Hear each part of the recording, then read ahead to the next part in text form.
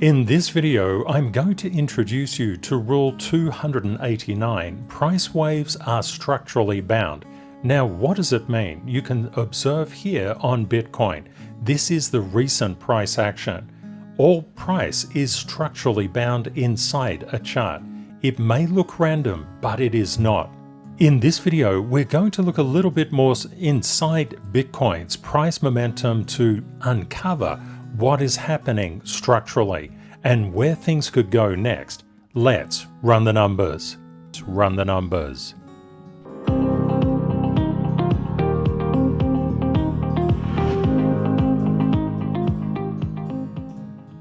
I'd like just a quick piece of housekeeping before we get into the structural analysis of Bitcoin. If you're a CTKS Masterclass student, Level 1 or Level 2 certified, if you're inside the service or you're involved with the YouTube community, please reach out and connect with me directly at Ken Stanfield on LinkedIn. Unfortunately, I changed my profile picture on X/Twitter and my description here, and they suspended my account. I haven't heard back from them yet. Even though I had a paid X account, this is something to be aware of. If you've got a paid X account, don't change anything. Rule 289 is a good one. Price waves are structurally bound. This is a price wave. You can note that waves, just like normal waves in the ocean, they go up and down. They're all over the place, but they're actually following a scientific basis. This basis is structure. I'll just pop on the updated monthly indicator. What we need to observe is where structure is playing in at the current time. And I'll just put some value labels on here so you can see these levels a little bit more clearly. Okay, that's a bit better. You can see around this 106.210 mark, Bitcoin has had quite a deal of problems. We saw a big sell down recently, and this was all about the DeepSeek news. People have started to digest that news and they started to buy back Bitcoin, but then the tariff news came in. And what are we seeing? We're seeing a DeepSeek type reaction at the current time. Unfortunately, this is fueled by the mainstream media news because it's screaming. It's like, oh no, Bitcoin is going to zero, the stocks are going to zero, everything is going to zero until it doesn't. But we just need to be aware of where smart money is going to be selling, where there's resistance, where there is support levels inside the market, and if we get into negative gaps, we can structurally overshoot levels before we get caught. So this is something that we need to keep in mind. What are we seeing at the current time? I'll just zoom in here. Just one thing, on your price charts, keep in mind this particular level, because when you're looking at, for example, Solana or XRP or ADA or whatever you're looking at, this big sell down when we have that DeepSeek news is where we might be heading back to. One thing to understand about structural support and structural resistance levels: if it's not going below, it's going above, and if it can't get above, it's going to the levels below. When you understand these basic rules, you already know where smart money is going to buy and seek to support the price. If it can't maintain it, it's heading down below. This is the way that price moves from a structural basis, and these are all price waves. Price wave analysis is very important to understand because price is moving in a curvilinear fashion. It just doesn't move like this and like this and like this. It's always moving in a wave-based function. So when you understand that, you've understood something that's incredibly important, and a lot of people don't get it. When you have a big sell down, it doesn't mean it's going to continue all the way down to zero. Structurally, we're going to get support inside the market at some stage, and we're going to get reversion from that level. Therefore, you already have the buy and sell levels already. All you need to understand is what the momentum of the market is. And that's why we do the CTKS cheat sheet.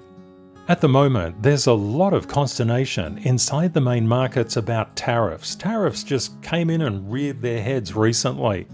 I popped a post out on tariffs. I'll just play it again for you, in case you missed it.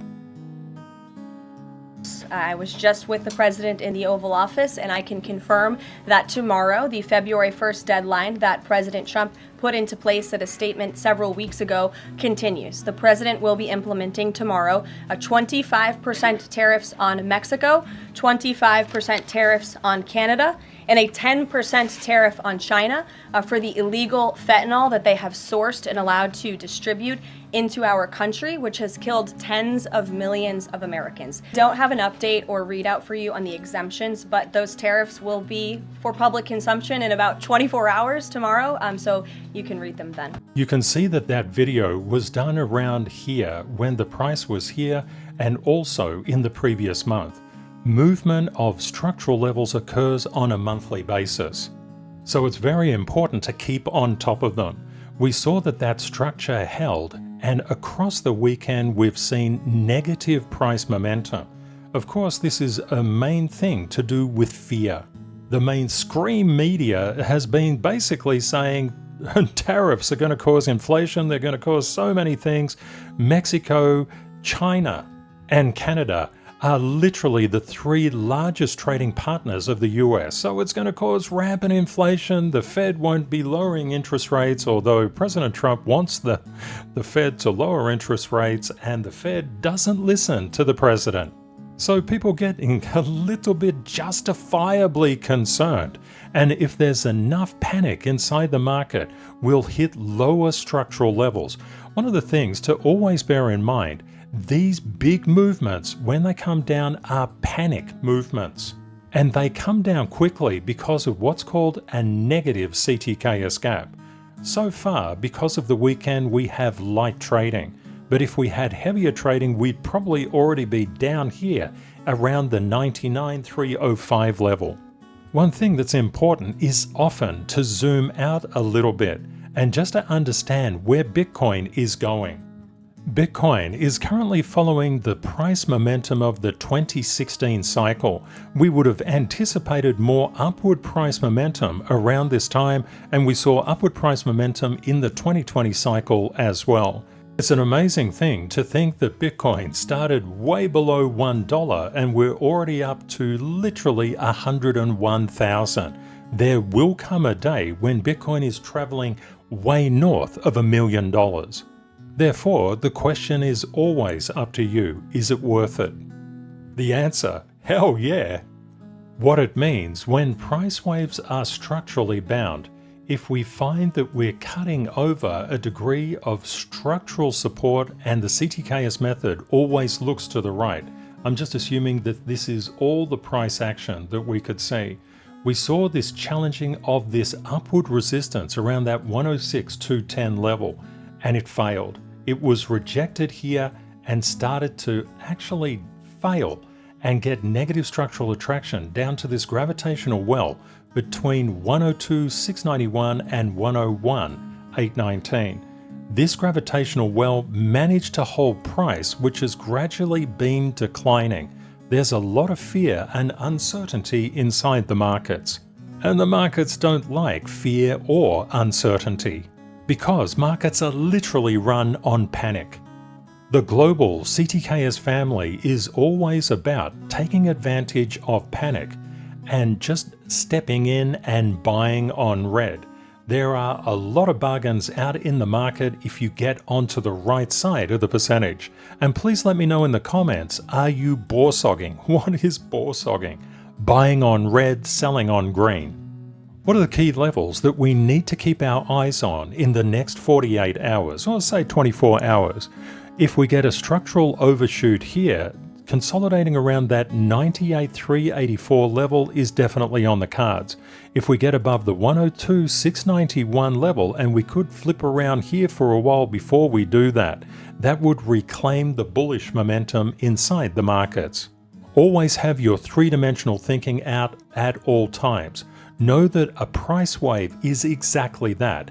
A price wave comes down and goes up and comes down and goes up. What you want to be aware of and understand is how that price wave relates to structure. If the structure is getting weakened, if it gets broken, it's getting down to the next levels. If it gets broken, it's negatively structurally attracted to lower levels. And if those levels aren't sufficiently strong, it can structurally overshoot. But it also goes the other way. If price was to come up, it could structurally overshoot and we could find ourselves back at the 106.210 mark relatively quickly. All you need to do is to look at the price chart and look at the structure, and you will be ahead of 99% of other people. Have a great weekend ahead, my friends, and Kate and I look forward to catching up with you again in the next video. Bye for now.